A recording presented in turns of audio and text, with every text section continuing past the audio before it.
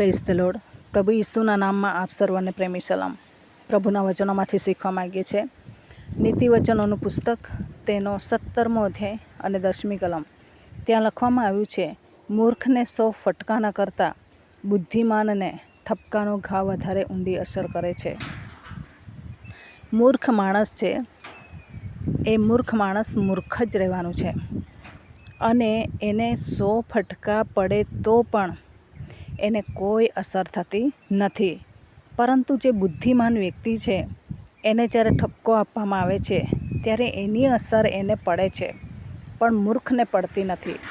મૂર્ખને ઠપકાનું તો કંઈ જ વેલ્યુ નથી, પરંતુ ફટકા પડે તો પણ એ ગણકારતું નથી. એટલું બધું એ મૂર્ખ માણસ છે. તેથી પ્રભુનું વચન કહે છે કે આવા મૂર્ખ કરતાં તો બીજા માણસો સારા. આ મૂર્ખ માણસ છે એ 12મી કલમમાં કહે છે, જેના બચ્ચા છીનવી લીધા હોય એવી રીછણ કોઈને મળજો, પણ મૂર્ખાઈ કરતો મૂર્ખ કોઈને ન મળો. મૂર્ખ માણસ એટલો બધો મૂર્ખ હોય છે કે શું કરે છે તેનું ભાન જ હોતું નથી.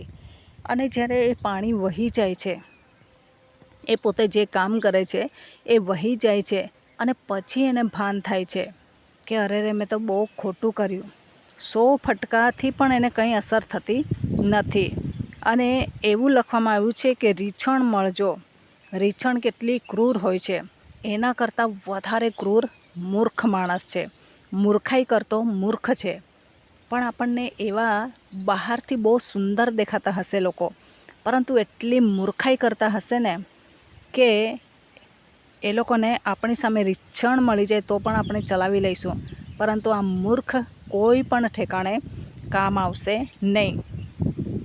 મૂર્ખ એટલો મૂર્ખ હોય છે કે એને પોતાને જ અક્કલવાન માની લે છે કે હું જે આઈડિયા કરું છું, જે સલાહ કરું છું તે બરાબર છે, એવું જ માને છે. 28મી કલમમાં કહે છે, મૂર્ખ છાનો રહે ત્યાં સુધી તે ડાહ્યો ગણાય છે, હોઠ બંધ રાખે ત્યાં સુધી તે સાણો લેખાય છે, અને જેવું બોલવાનું ચાલુ કરે તેવું એ મૂર્ખતા જ બોલે છે. 18 અને બીજી કલમમાં કહે છે, મૂર્ખને બુદ્ધિમાં તો નહીં, પણ તેનું હૃદય પોતાનું સ્વરૂપ પ્રકાશે તેમાં જ આનંદ છે. આવા મૂર્ખ માણસ પોતાની કાવતરાબાજીને આગળ લઈ જવાને માટે કોશિશ કરે છે, કાવતરાઓ રચે છે, એવા વેતરાઓ કરે છે, અને એમાં એ લોકોને બહુ આનંદ થાય છે. એ પછી આત્મિક માણસ પણ હોઈ શકે છે. તારણ પામીને પ્રભુ કહે તે પ્રમાણે નહીં, પરંતુ મૂર્ખતા કરતું રહે એવું વ્યક્તિ આ પ્રમાણે હોઈ શકે છે. તો અહીંયા મૂર્ખ છે એનું હૃદય કેવું હોય છે? પોતાનું સ્વરૂપ પ્રકાશે, રૂપ પ્રકાશે, ગુણ પ્રકાશે, કામ પ્રકાશે, પોતાનું જ કર્તવ્ય એ બતાવ્યા કરે, એમાં એને રસ છે, એમાં આનંદ મળે છે, એમાં એ પોતાની કીર્તિ સમજે છે, એમાં સિદ્ધિ સમજે છે. પરંતુ કેટલો મૂર્ખ છે તે પછીથી એને ખબર પડે છે. બીજા બુદ્ધિમાન લોકો સમજે છે કે તું કેટલો મૂર્ખ છે તે ખબર પડે છે. આજે આપણા જીવનમાં એવી મૂર્ખાઈ છે કે આપણે પોતાનું જ પોત પ્રકાશીએ છીએ તો આપણે પણ મૂર્ખમાં ગણાઈએ છીએ. પ્રભુનું વચન શું કહે છે? મારી યોજના અને પ્રભુના યોજનામાં તાલમેલ મળે છે કે નહીં તે જોવાનું, પરંતુ લોકો એ જોવા રાજી નથી હોતા. હા, અપ્સરાએ જાણે વાણી પ્રકટ કરી હોય તે પ્રમાણે એ લોકોના એમાં જ એ લોકો આનંદ માને છે. પરંતુ પ્રભુના દિવસો આવે છે, એવા સમયે એ લોકોને ખંખેરી કાઢવામાં આવે છે, અને એ લોકોની મૂર્ખાઈ એ લોકોને નડી જાય છે. આજે આપણે આપણા જીવનમાં એવા મૂર્ખ માણસો મળતા હોય તો આપણે એમના માટે પ્રાર્થના કરીએ કે જેથી બુદ્ધિમાન થાય.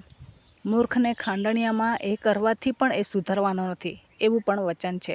તો એવા મૂર્ખ માણસ આપણને મળે ત્યારે આપણા મોઢાને કાબૂમાં રાખવાનું છે, લગામથી હોઠને કાબૂમાં રાખવાનું છે. શા માટે? કેમ કે એ મૂર્ખ કરે છે મૂર્ખતાઈ, તો એમાં આપણે કેમ મૂર્ખાઈમાં સામેલ થઈએ? આપણે બુદ્ધિમાન બનીએ અને એ બુદ્ધિમાનની સેવામાં આગળ વધીએ. તો આ દિવસોમાં જ્યારે આવા મૂર્ખ લોકો આપણને મળે, ટટ્ટા કરનારા લોકો આપણને મળે, અને આવા મસ્કરી કરનારા લોકો મળે, નફ્ફટ લોકો મળે, એવા લોકોથી આપણે સાવચેતીમાં રહેવાની જરૂર છે. 16મી કલમમાં કહે છે 17:16માં, જ્યારે મૂર્ખને બુદ્ધિ નથી ત્યારે જ્ઞાન ખરીદવા તેના હાથમાં મૂલ્ય ક્યાંથી હોય.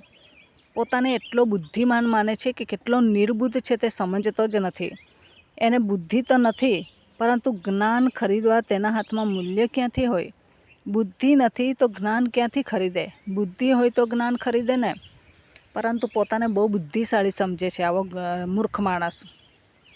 જ્ઞાની કરતાં બુદ્ધિમાન છું એમ સમજે છે, પરંતુ હકીકતમાં એના હાથમાં કંઈ જ બુદ્ધિ નથી અને એની પાસે જ્ઞાન ખરીદવાને માટે મૂલ્ય પણ નથી. જ્ઞાન ખરીદાય છે, પ્રભુના રાજ્યને માટે એ ખરીદાય છે.